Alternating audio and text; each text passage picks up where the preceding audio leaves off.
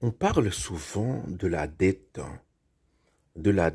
que la France doit à Haïti. Bon, il y a plusieurs dettes, hein. Il y a la dette, euh, voilà, formelle, c'est-à-dire que l'argent que la France a soutiré à Haïti, hein, euh, pour s'être affranchi du joug, hein, du colonialisme. Il y a aussi la dette, voilà, une dette morale, hein. Et cette dette est plus difficile à évaluer, hein, parce que bon, voilà, c'est la dette de l'esclavage, hein. Voilà. Mais c'est paradoxal aussi, c'est parce que sans l'esclavage, le peuple haïtien n'existerait pas.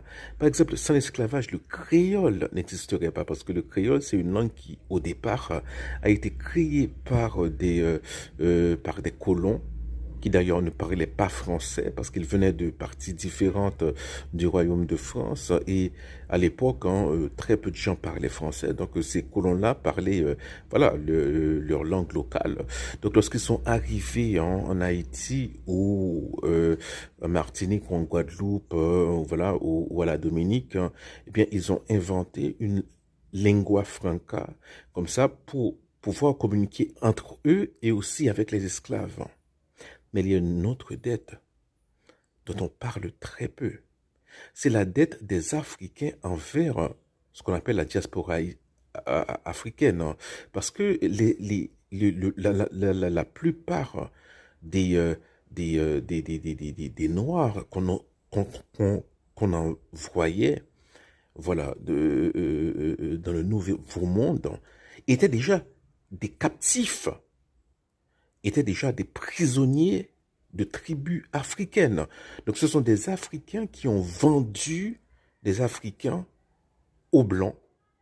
Parfois, c'était en échange de l'alcool et des carabines. Donc il y a cette dette-là.